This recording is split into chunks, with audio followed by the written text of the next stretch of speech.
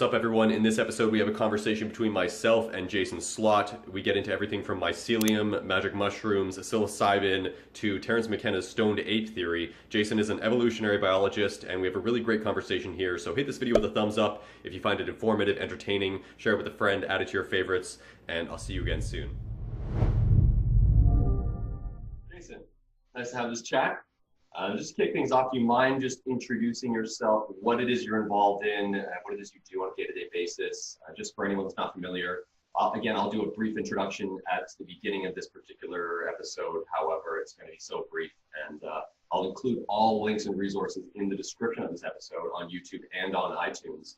So if anyone's interested, they can always just go down there and follow up and visit your links and everything from there. So, but please do introduce yourself if you don't mind. Sure.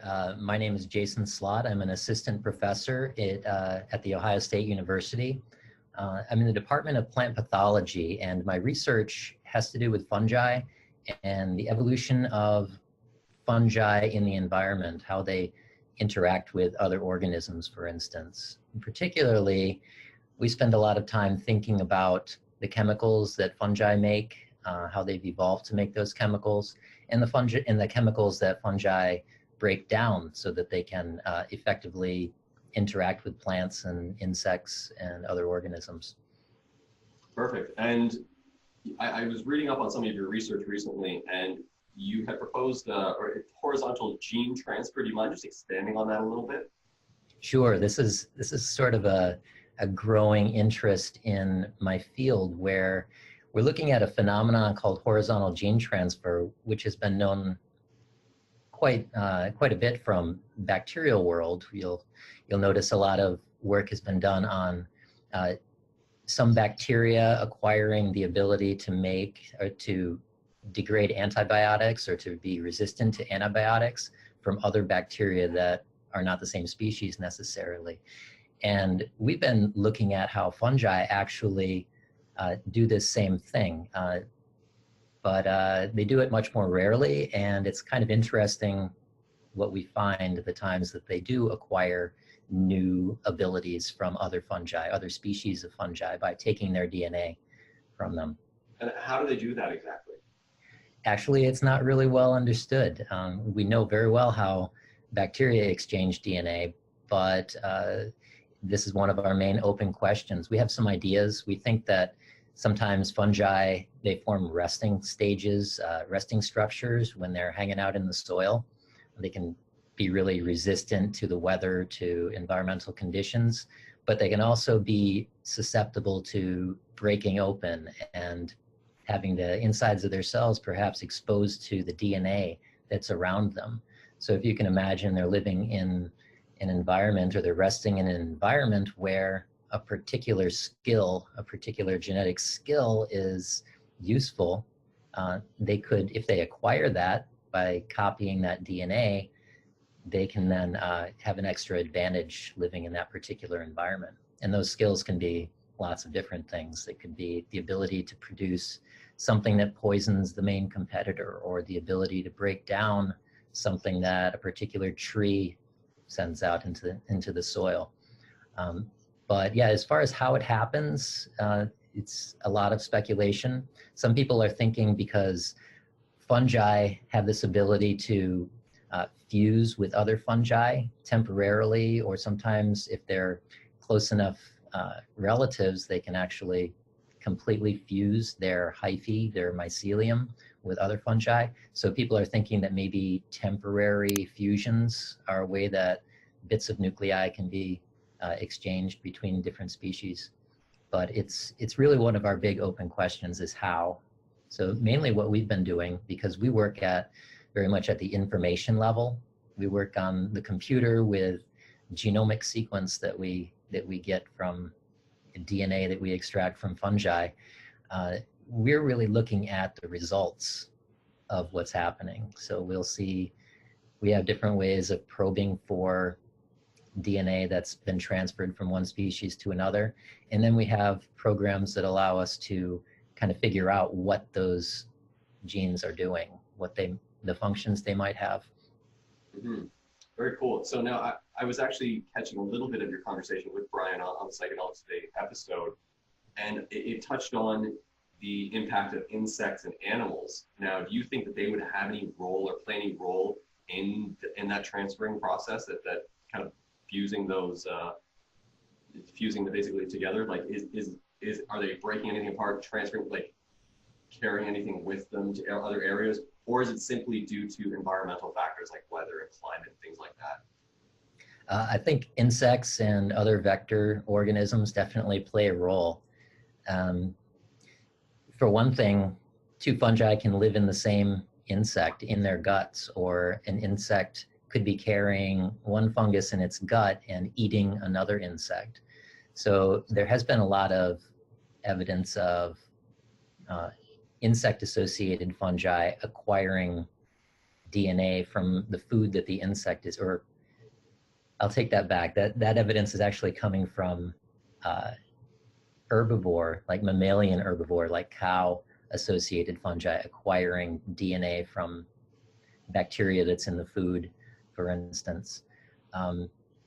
So they're definitely playing a role by putting different fungi in contact with each other, but whether or not they're actually involved in the transfer of DNA is kind of hard to speculate about. Mm-hmm. Mm-hmm. And this is something I've sort of like been toying with over the past several months now, fungi as having an intelligence of its own.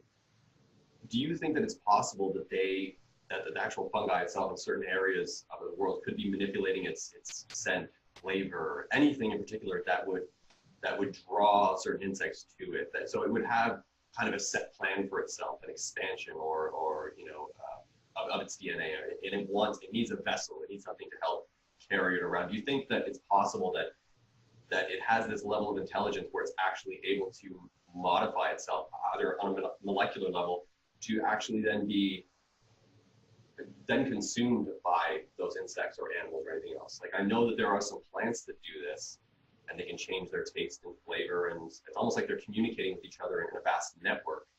Do you think that's the case for fungi as well?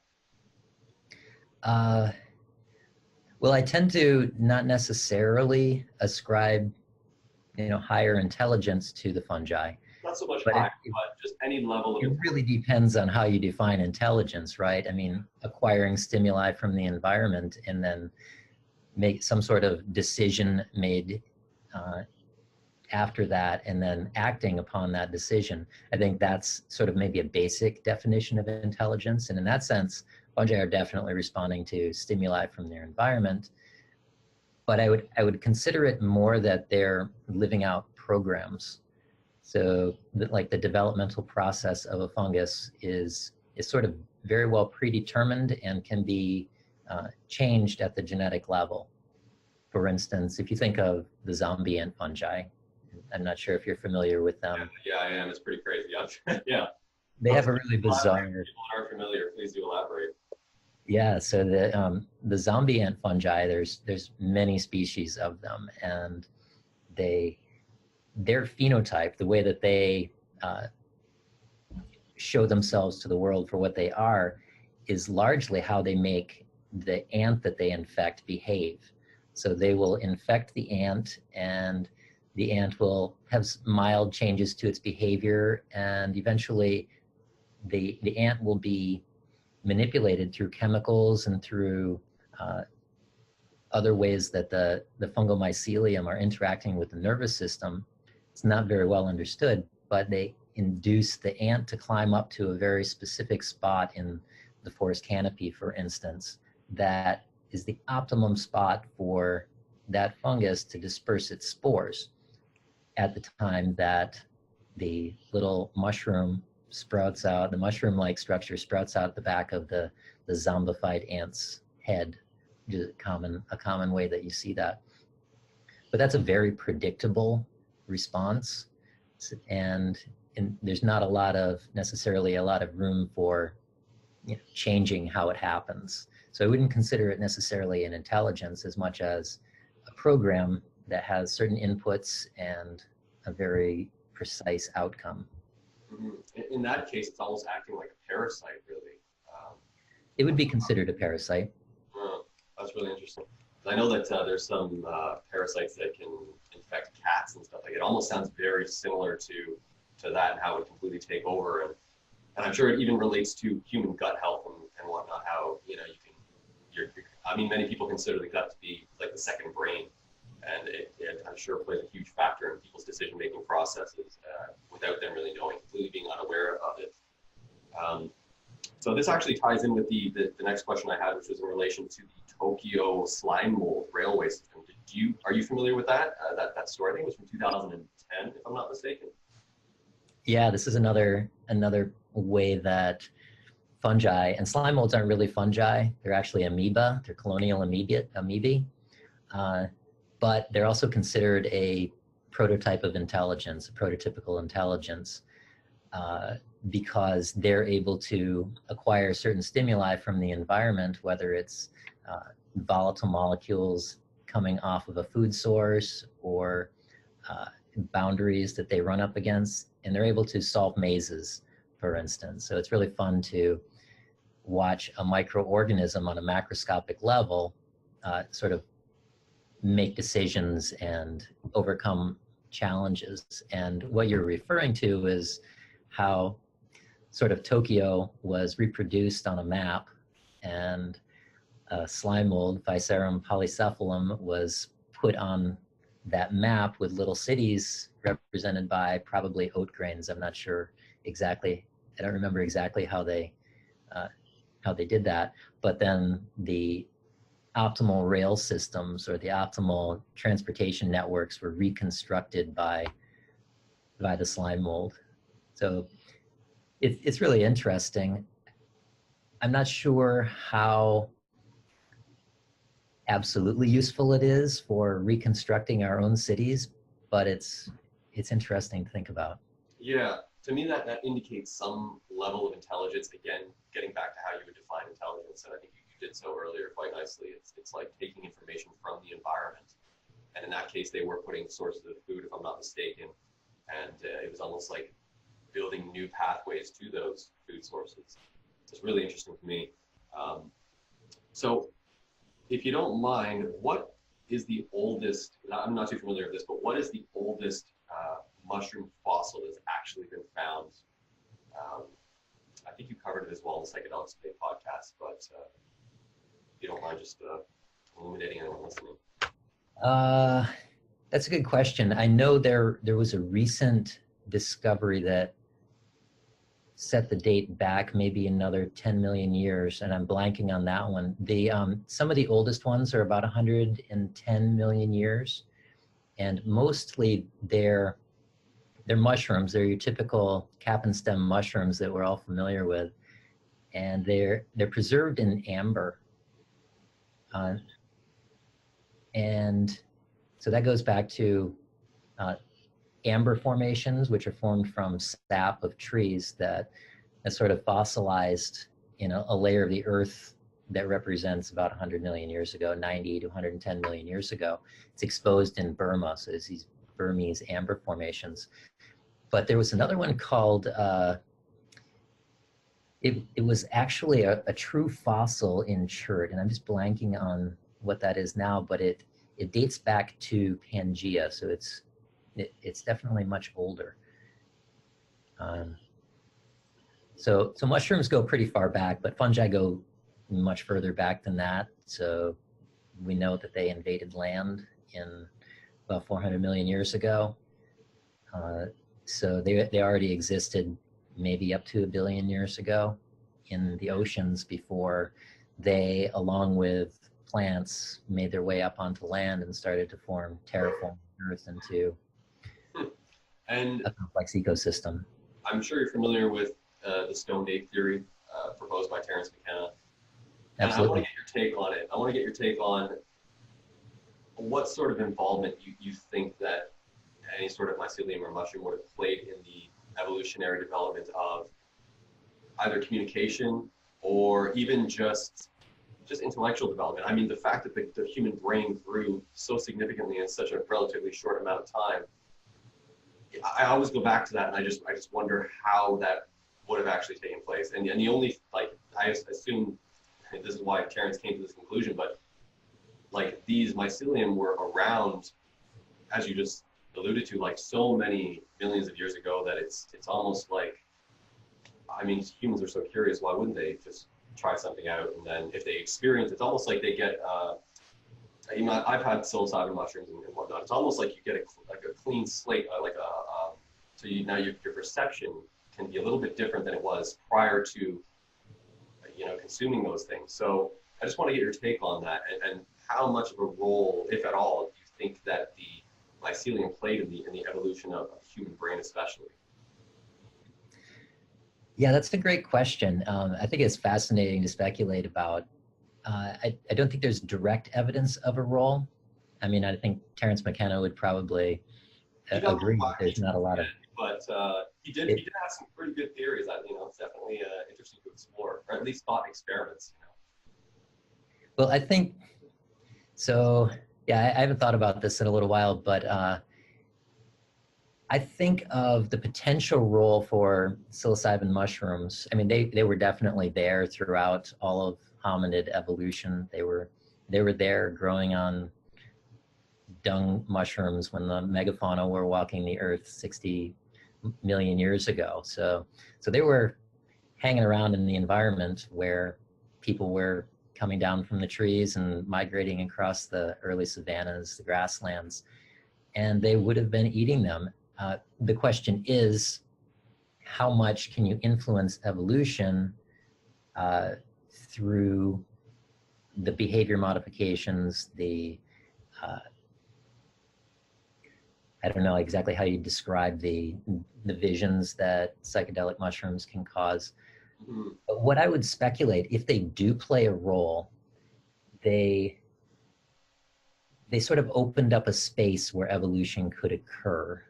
They set up a demand, for example. So imagine an earlier hominid with a smaller brain was using its brain to its maximum potential without psilocybin, but experiences something greater and is able to conceptualize something that it couldn't before.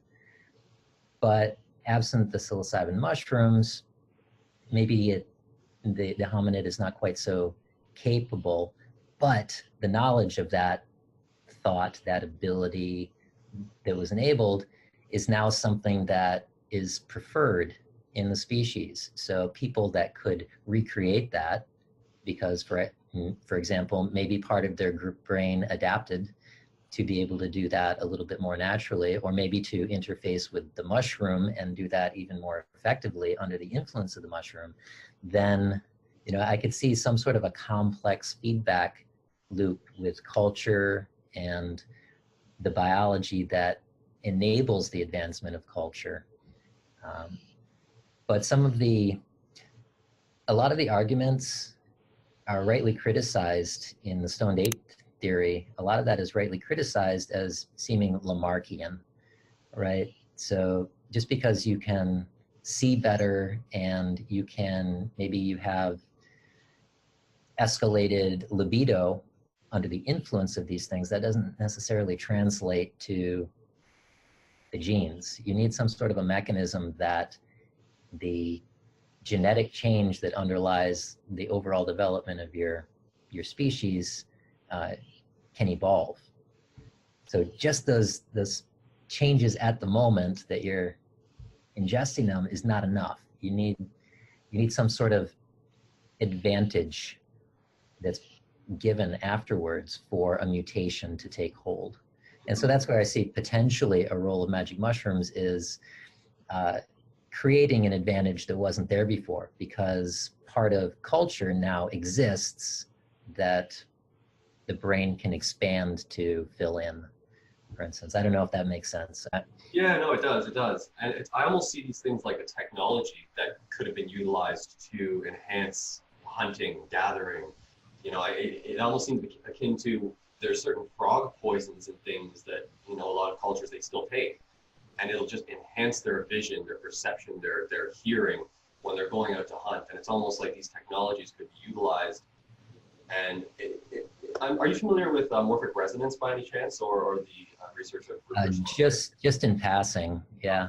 I almost wonder if that has any correlation, because it's like our early ancestors could have learned these certain ways of behaving, and then it sort of could have somehow carried over to us just through morphic resonance. I'm not too familiar with the research, but it's just an interesting thought anyways, because you're saying how it would translate into the DNA. That's the only way I could see it really happening, you know, coming from our ancestors in that sense. Otherwise, yeah, I don't really know, did it actually evolve any sort of, you know, was there a DNA evolution there from the mushrooms? You know, that's, again, hard to say, right? So that's the only way I could really see it happening. But what are your thoughts on that at all? So I really can't comment on morphic resonance, that sort of thing. But one thing that I wanted to point out is that when something from the outside becomes part of a species, that tends to cause a relaxation of natural selection on the organism. For instance, a dependency can build, right? So in a lot of nature, there are symbioses where one organism will acquire a bacteria, for instance, that makes a vitamin that they need to get from their environment. But once that organism has the bacteria that makes the vitamin, maybe they'll lose their ability to make it themselves. So I kind of think about those kinds of concepts when I'm thinking about what could the consumption of a psychedelic compound actually cause the human species to gain.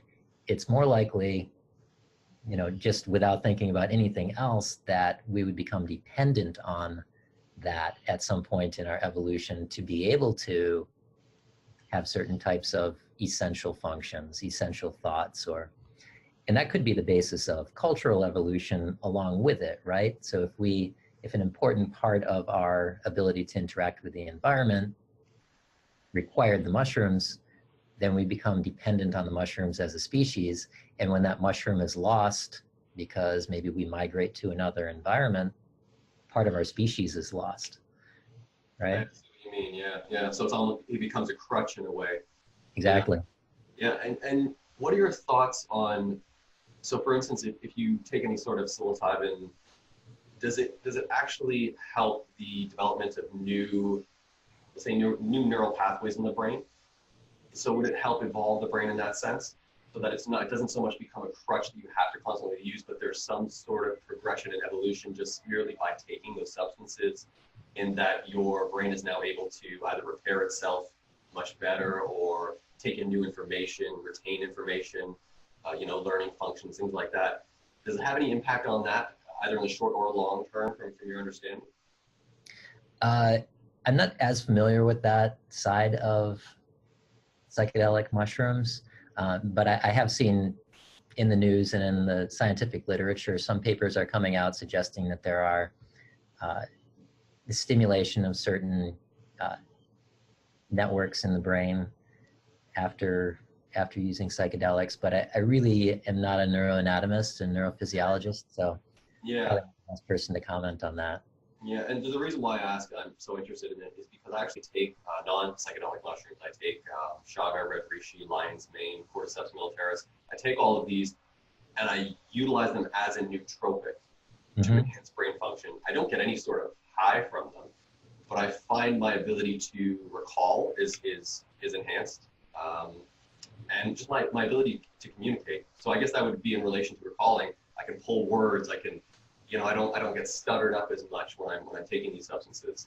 And again, they have no psilocybin, they have no psychedelic effects, but so that's why I kind of probe into the idea or the notion of that they may enhance brain function in some way or help, you know, with synapses or, you know, building new neural pathways. But again, yes, it's stuff I'm sure that it requires a whole separate conversation that we can get into. But it's just something interesting I like to toy with the idea of. Well, from my perspective, fungi are, I mean, they're chemists, they're crazy chemists, and every species of fungus has huge array of different chemicals that they make, that they secrete, that you get when you eat them. And so every individual mushroom species that you're talking about being used nootropically or through traditional Chinese medicine, they're used very widely. There's a different set of chemicals, and there's a different blend and combination of chemicals. So there's lots of different activities that you can be talking about. If you're talking about Hericium lion's mane mushroom, I believe it's a terpenoid that's been isolated from that stimulates nerve growth factor in astroglial cells, which increases the rate of myelination of cells in culture. So I don't know how exactly this translates to clinical work. I know I've seen some things come across the feeds about trials for multiple sclerosis with lion's mane mushroom. Right. But mushrooms are not monolithic, is what I'm trying to say. So there's lots of different individual cognitive enhancements suggested with Cordyceps sinensis, Ophiocordyceps sinensis. That's got compounds that are associated with mitigation of fatigue. And then, but there's just a huge diversity that interact with very different parts of your metabolism and cell receptors. And so what's happening with hallucinogenic mushrooms seems to be very precisely targeted to a particular kind of neurotransmitter receptor in the brain. And it seems to manifest where those receptors are distributed throughout the brain. They're not just, blended across the brain. They have very specific areas. And then the way that they change the oxygen in the blood at those specific areas tends to change your sense of self. And it tends to change how you integrate what you're seeing and taking in from your environment, rather than turning it into an objective view of the world, or as quote unquote objective view of the world, into something that's much more creative, right? Something that's blending images in novel ways that you see as insights. And so there's just so much to explore. When I look inside the genome of a mushroom, when I look at the chemistry of a mushroom, there's just hundreds and thousands of compounds, that many of which have very different kinds of effects. Mm-hmm. And do you think that we're just so early on in the research and just the whole overall development of that aspect of even supplementation, as I just kind of alluded to? And do you think that this is something that's going to continue to, in your research, obviously you're within the field, but do you think that it's progressively becoming more and more widely talked about, the use of these natural substances? And again, as you mentioned, they all sort of vary in their application and how they can either help evolve a human's perception, or you even briefly touched on utilizing these things for different therapies, either PTSD, Alzheimer's. So do you think that it's just so early on that we haven't quite reached that stage yet of understanding? And if so, do you foresee within the next 5 years, 10 years, that this is becoming more of a mainstream, more widely talked about type of thing? I think in some ways we're very early on, and in some ways we have thousands of years of human research, I guess you could say, backing up what we should be looking at. So magic mushrooms have been used for thousands of years. We have a pretty good idea of how that interacts with our psyche and all of that. And at the same time, there's a huge number of mushrooms that I'm sure you're familiar with that are being marketed based on thousands of years of people experimenting on themselves for the whole mushroom effects, right? But where we don't know a whole lot is on the individual pieces, the individual chemicals that those mushrooms are producing, and how those chemicals vary from closely related species to another.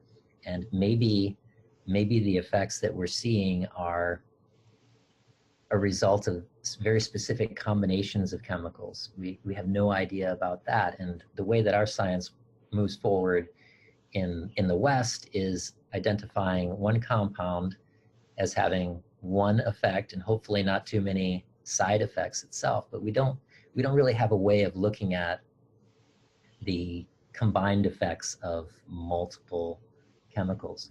But as far as, are we at the beginning of an explosion of this research, I optimistically say yes, because my own research is pointing in that direction. I would like to think that the federal governments will continue to provide research for that. But we've gone through a period when natural substances have sort of taken a back seat for a while, because a lot of compounds were known and just needed to be screened and tested. And then,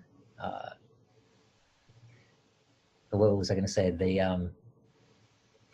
Some of them started to fail.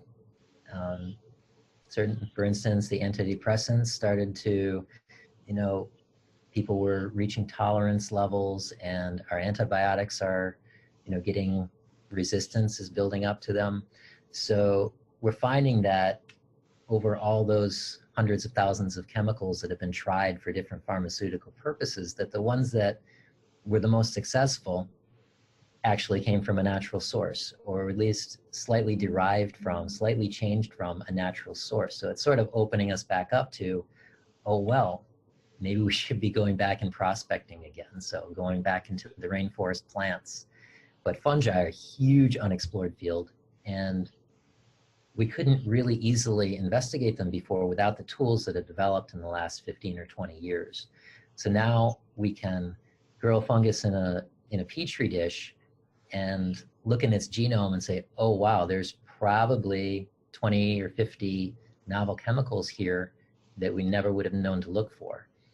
And we can there's new technologies developing to find what they are and that sort of thing. So yeah, I think there will be a huge increase in that research. And what do you think has caused that, I'm going to call it forgetfulness, especially in our Western civilization, forgetfulness of the fact that natural remedies, natural medicines, things that are deep in the jungle, that they can actually be a viable source of healing, of therapy, versus these things that are formed in a lab.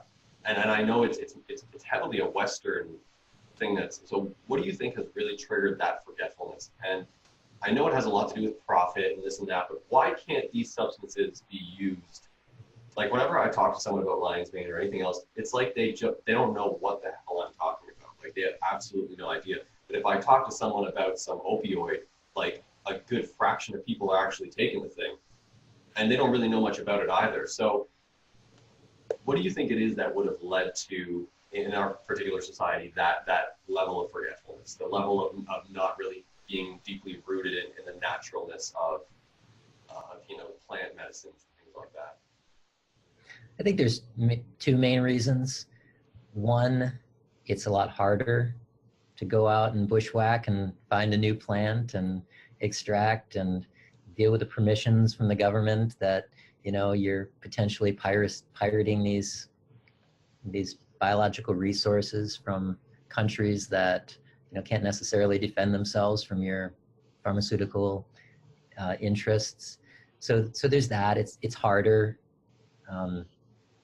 But at the same time, and you don't know that you're necessarily going to discover anything new when you go out and you do all this work. And the flip side of that is that we tend to get wowed by our current technologies, and organic synthesis, got really good, and they got really good at developing all sorts of novel compounds and derivatives that was much more, you knew what you were going to get, and it was much more prolific, much more diversity. But, when you look back and you see, well, it still seems that nature has already done a lot of this experimentation, and those are the things that are surviving out there now after, billions of years of metabolic evolution. The ones that you see there are the ones that are actually being selected for, right? So there's already a good reason that's been developed evolved over billions of years. So I don't think that we necessarily forgot.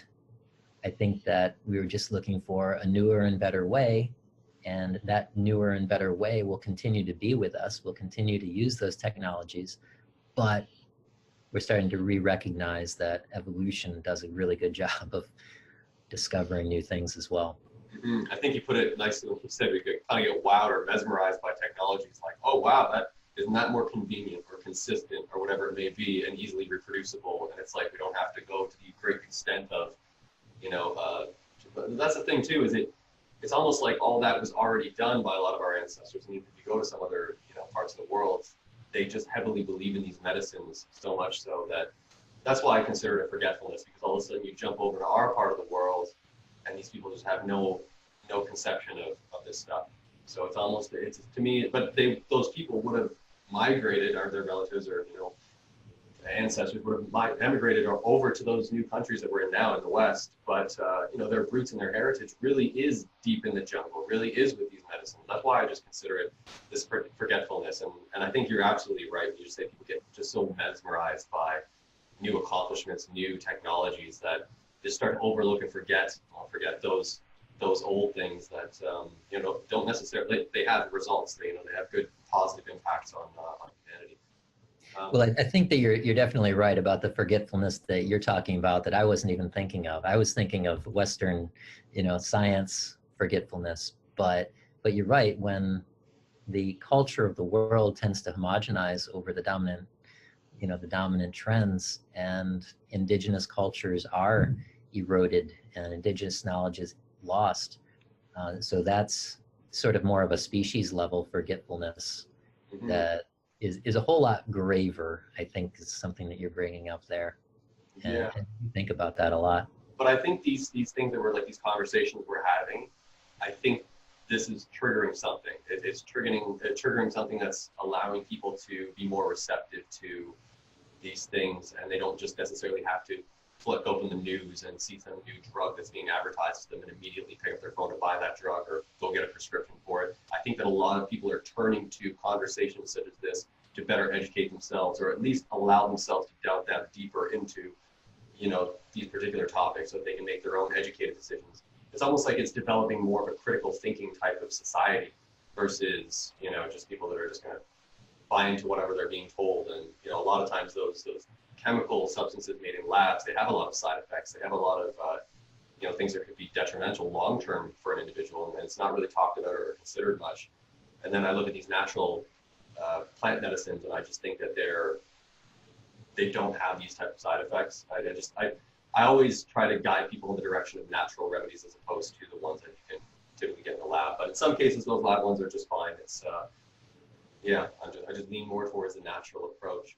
I would urge some caution, however, as somebody who looks inside of the chemistry and the genomes of a lot of different fungi, and I see people experimenting with a particular species of fungus that was used in China for 1,000 years, and that Chinese variety may have, very well-known therapeutic effects. However, within that same species in another continent, the chemistry could be extremely different. So when we go and we apply the knowledge of a Taoist in China from 1,000 years ago to a species that's endemic to Georgia in the United States, and we start consuming them as though they're the same thing, we really have to be careful, because they're not. There's some diversity in that it may or may not have a consequence. So I would urge people to be careful with just experimenting with consuming a lot of different fungi. And what do you think would be the main driving force of that differentiating factor between it being this way in one place of the world and then being entirely different in another area of the world? Is it just purely environment?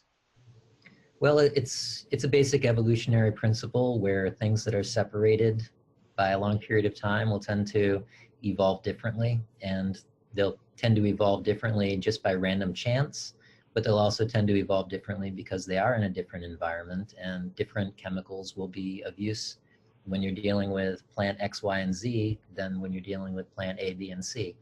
So there's lots of reasons why things that have been on different continents for 10 million years will tend to evolve to have different chemistry.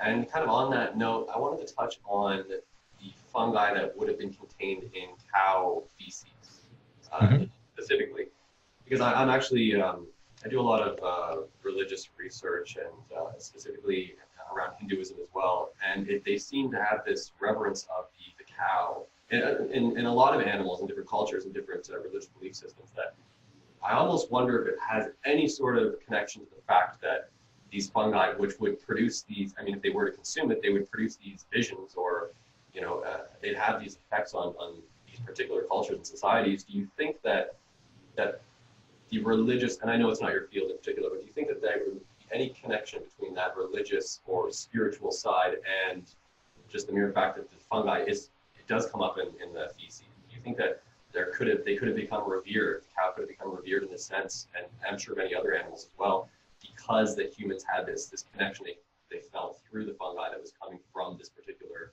species?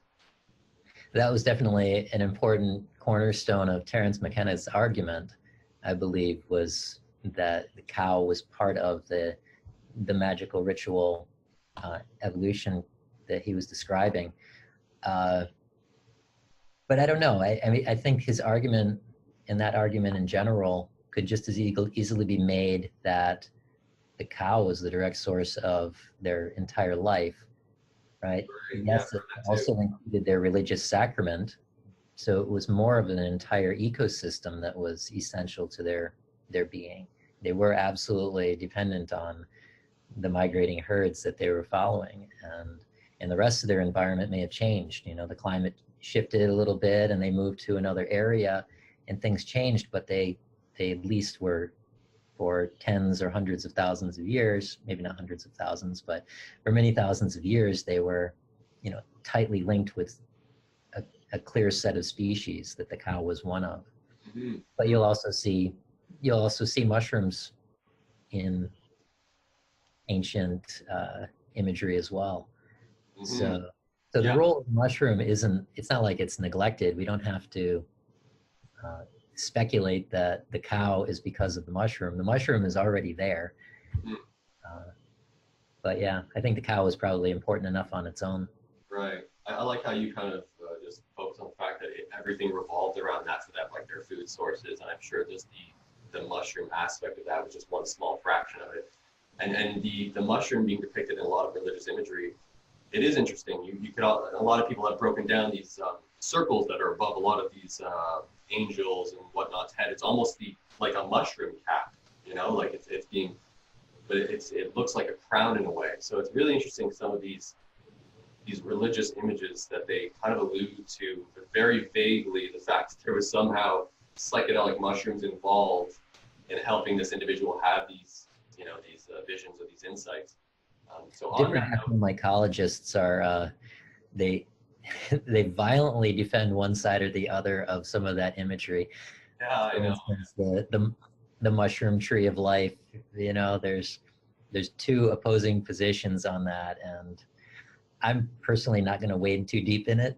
I don't take a position whether or not the little Amanita muscaria cap looking things were communion, or whether they were actually Amanita muscaria, or perhaps they were both, right? Maybe there was some sort of syncretic origin of them, but I'm open to all possibilities of that, and I'm not going to stake a claim on how much of the mushroom imagery in Gnostic Christianity, for instance, is real and how much we're imagining, because it is fun to imagine that it was really important, but maybe it's not always true. Right. Well, it's good to be kind of neutral in that sense, but definitely open to the idea or the notion of it. And yeah, it's really hard to kind of go one way or another with that stuff, but it is fun to play with. I wanted to ask your opinion or your take on how psilocybin or psilocin can actually impact serotonin within the brain. And if you just touch on that briefly. Well, sure. So I like to think of it in terms of feedback. So if serotonin receptors are being bound up with psilocybin, then they're not going to be able to acquire the serotonin molecule to bind to. And serotonin transporters and breakdown pathways, they're also going to be sort of blocked by psilocybin, which may bind actually even better to these different machines inside of your nerve cells. So the response, the feedback to that is going to be, well, there's too much serotonin. So if there's some sort of a prolonged exposure there, you could imagine that the levels of serotonin would drop. And this can be pronounced in different drugs that act on serotonin receptors. You can see a really steep drop in the day or two after you've tripped. You can see a steep drop in serotonin levels, and they eventually recover once you've metabolized out all those agonists. Some serotonin-like molecules can actually lead to a serotonin syndrome, where you can't break down any of the serotonin. You can't reabsorb or break down any of the serotonin. You have like a serotonin syndrome from too much serotonin there. And it can actually lead to really tragic outcomes. But with the classical hallucinogens, that's not really a problem. That seems to be with some of the synthetic ones that work much more effectively, I guess you'd say, or they have a much stronger activity. So eventually you build a tolerance to them. So psychedelics, you tend to not be able to reuse frequently because your body finds a way of getting around this particular agonist. Either they produces more transporters and receptors to compensate, or that sort of thing. So your body can, it's a very complex system with a lot of other feedback. So just because you perturb it that way doesn't mean that it can't overcome it. But you are perturbing it, and you got to consider that. That's a good way of looking at it, yeah. So where is your research now, or what's your research primarily focused around right now? In 2019, basically. What are you focusing on? Well, we do a lot of different things, and they all really tend to focus on the evolution of chemicals that fungi either make or they break down that enables them to do things in the environment. And they do so many things in the environment that we're interested in. They're really important to protecting plants. They're a big part of the immune system of a plant is the fungi that live inside of leaves and inside of stems. So a plant can rely on fungi that it sort of almost cultivates to make a much more diverse chemical defense system. So we look at that as one of our main projects, what chemicals fungi can make when they're inside of a plant and how they do that. And we're also looking at horizontal transfer of those abilities between different fungi that have the same sort of effect on the plants. And we're interested in a lot of the important compounds that we've derived from plants that tend to either, we find out they're actually made by the fungus themselves, or they're made both by the fungus and by the plant. For instance, quinine, is like one of the most important chemicals to come out of the rainforests from cinchona plants. Relative of coffee, it makes quinine. Both the tree and the fungus that live inside, in some cases, make the exact same compound. So you don't have to kill the tree, you don't have to harvest the tree if you've got a fungus that you can grow up that makes it. And if we had known that 100 years ago, we would have saved a lot of species in the rainforest. So we're interested in that, the chemistry of fungi that live inside plants that give them their immunity, but we're also on the animal side of things. We're interested in how fungi produce compounds that mimic neurotransmitters that we share with insects. And a lot of our neurochemistry goes way back, maybe 1 billion years in the evolution of animals, so that we can track compounds that somehow inhibit the feeding of worms or inhibit the feeding of flies. And the effect that they have is possibly exactly the same. I won't say exactly the same, but it's possibly the same at a very tiny level, at a very microscopic level. And that may translate into good leads on what would make a good neuroactive drug, a neuroactive pharmaceutical. So we're trying to find out how different fungi make chemicals that influence the behavior of insects.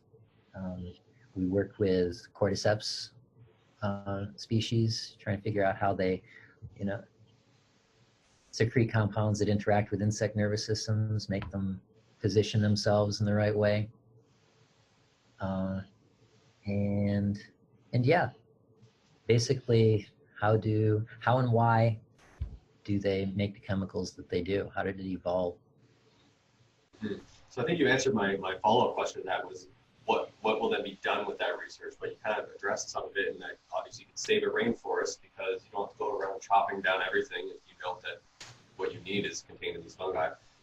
So I want to ask you, what do you think your main hurdles are, if any, that you've been experiencing, or hiccups, or just have you hit any walls in your research that's preventing, I guess, an expedited, is there anything that's slowing you down? Anything that's holding you back from achieving more, like getting more information out of your research? Is there any hurdles that you're encountering so far, or is it kind of steady the whole way through? Nothing is steady in science, especially when you're doing something I consider our work pretty pioneering in some ways. Yeah, definitely, yeah. So some of the things that we run into are just, we work with fungi that maybe nobody has ever worked with before. So we try to grow them in the lab and get out their DNA. Well, you can't get their DNA out very easily, so you have to develop a new way of getting out their DNA. The other side of things, maybe I've mentioned this before, is when we work on the neurochemistry side of things, we don't have permissions to go very far in the characterization of certain molecules because they're prohibited substances. So there's regulatory hurdles. At some point, if we end up working with something that produces a fair amount of psilocybin, for instance, or an analog, I'll have to, in order to continue to work with my fungus, I will have to get extensive permission, which can set us back in time. Fortunately, a lot of the work that we do, we know so much before we have to get back into the lab and test our hypotheses, because there's so much to learn from the genomes that we don't really get held back there. But then it's just manpower and brain power. There's only so many hours a day to investigate these things. And your team, I assume it's a team you're working with. How many individuals are putting their heads together to work on this? There are 4 graduate students in my lab, and they each have different projects that they're working on. A couple work on insect-associated fungi, a couple work on plant-associated fungi, and everybody has different methodological techniques that they share with each other. So we're really we're a very small team. I would say we're the smallest, but as far as scientific research teams, we're on the small side. So we have to function lean and mean. We don't have millions of dollars coming in from the NIH. So we have to pick our battles and really pool our resources to accomplish each task along the way. Mm-hmm. That makes sense. And if anyone's listening to this, watching this, that's interested in getting involved in the research, maybe they're a teenager, they're getting into college, university, where would you guide them? In which direction, if they had a passion about this type of stuff and they wanted to pursue it further, how would you direct this particular individual? In my field of research, I think probably the best 2 tools to develop are computer programming, any kind at all, because everything is going to big data, high throughput data analyses, from the chemistry to the genomes to the evolution to the ecology. It's all going, if you can write a computer program, you're going to learn a whole lot more, a whole lot faster. And then it's really just basic biology. Can you learn the genetics and the cell biology to be able to follow up on your passion? I wouldn't get into my area if you weren't already really passionate about fungus. I think it can be easy to get somebody passionate about mushrooms, but that passion is really needed in our field. Yeah, I can imagine. I can imagine. Any science field, I'm sure, lots of passion. Because is it a slow does it appear to be a slow process? I mean, the day-to-day of the whole thing, you're not making major discoveries each day, but you may be sort of building those little bricks of that huge wall that could be finished in, who knows, 5 years time. Do you find that the day-to-day is a little bit slow, and that's why you really have to have that passion and that drive? Yeah, that's definitely part of it. For me, I'm in an assistant professor position, and a big part of what I do is administrative and advising and teaching. So I have a much smaller part of my life that I can devote to the research. But the research is really what drives me forward, gets me back to work. Is, are we going to figure this out? Are we going to make this discovery? Was I right about this hypothesis? But until you get to a principal investigator stage, you can focus on the research almost entirely, and that's really a great place to be in. But it's a long road. Oh yeah, I can imagine. Yeah. All right. Well, thank you for taking the time today. I actually don't have any other questions at this time, but I'm sure we'll have another chat again soon, and I'll check in with what you're doing. I like that. I got your website bookmarked as well, so I have to read up on some of those articles you've been producing. Some really good stuff. Did you have any closing thoughts for anyone listening to this that you wanted to share, or anything that you wanted to plug, any research you're doing, any upcoming articles, anything? No, just remind people that the fungi are there all around you. They're very important part of the world. They're an important part of biodiversity. So just keep them in mind. I guess that's one plug I'll make for fungi. Yeah, you're plugging fungi. Perfect. Well, thank you for taking the time again. And again, I'll include all the information down in the description of this episode for people to have a look and delve deeper into this whole topic, because I think it's really fascinating. So thank you again, and have a great day. Thanks for having me, Adam. You too.